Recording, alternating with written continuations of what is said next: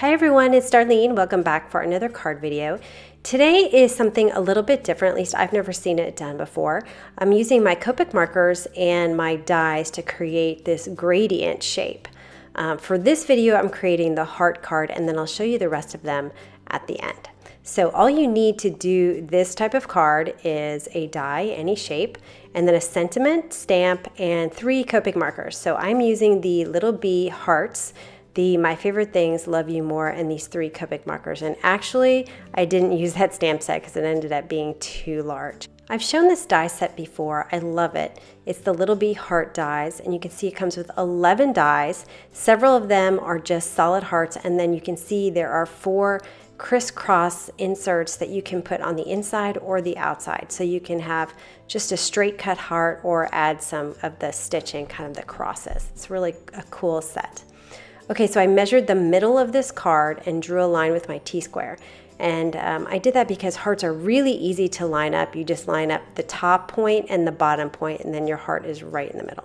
I put some surgical tape there, but I want to make sure it doesn't go over the die because I need to get my marker right up to the edge. So you can see now I'm going to use my darkest color first, and I'm going to just apply dots. Now, you really want it perpendicular to the paper so you get a perfect size dot. It was kind of hard for me to do that with the video camera because then you couldn't really see what I was doing, so I'm slanting mine a little bit, but you'll get the best results if you do it straight up and down. My first layer of this color is going to be flat up against the die, and I'm going to be careful to get as close to the die as I can, but without going underneath it. And I want it to be pretty solid, that first kind of line, because it creates the shape of the die. Now I'm going to move outward a little bit, and you can see I'm starting to spread out my dots a little. So you want a solid color on the edge, and then as you move outward, you're going to spread your dots out a little more. You can see that it's much better to get perfect circles because it looks prettier. So that's why you want to go up and down. But you're going to, if you press harder with your pen, you're going to get a big circle. If you don't press very hard, you're going to get a little circle. So you kind of want to vary it. You want some big ones and you want some small ones. So you can see I've spread them out as I've gone out further. Okay, now it's time for the middle color.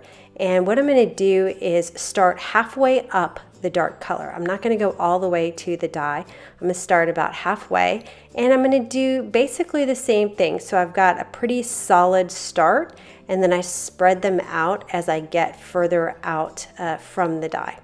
But I'm not going to make my solid area as thick as I did with the dark, because then I'm going to look like I have a line of dark and then a line of the middle. So I'm going to make it a little more gradual with this color. And then spread them out even further as I come out. Now you'll see that I did half of the heart first, and then I'm moving over to the other half. I found that it was easier to kind of even things out if I did sections, and especially if I did one half, and then I can sort of match the other half to the first half. And you can see how I'm varying the size of the dots that I'm putting down here. I sped this up quite a bit. So I'm slowing it down here so you can see actually how slow I did this. I really took my time with it because I think it looks much nicer and smoother when you take your time and really place your dots where you want them. All right, so here is my final color, my RV02, and I'm going to do the same thing I did with the other 2, which is make sort of a little bit more solid on the bottom, but with this one I'm going even more spread out as I get further away from the die. So you can see I'm kind of making big dots. You can really see it this time, big dots and small dots, keeping my pen up straight from the paper. And you can spread them out as far as you want. You can go all the way to the edge.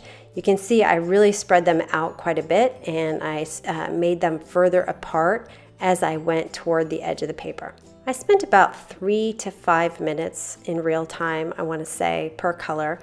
Maybe the best thing to do if you wanted to replicate this is to kind of put your computer off to the side and color it, and look at my dots and the color, like how they come together as you're working through your colors.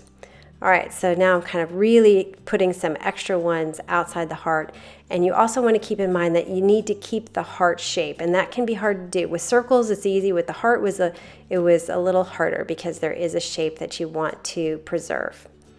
So after I looked at this for a minute, I thought, you know what, I need a little bit more of this light color at the bottom where the light color starts. So I needed a little bit more of that thick area at the bottom because I started spreading them out too soon.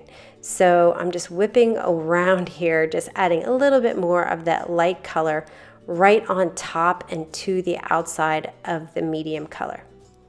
And then I decided that that was going to be it. This was actually one of my favorite ones that I did. So I'm going to pull this off, and you can see that it's not a clean, crisp heart shape because I used all those dots. And that's really what it was meant to be. It's just sort of the form of the heart. So to clean off my die, I just use an alcohol swab, and you can just run it along the edge of the die. You can see it comes off right away. So you just clean it up really easily. And I also use these swabs to get any Copic markers off my craft mat. So here's where I realized that my sentiment is just too large for the area.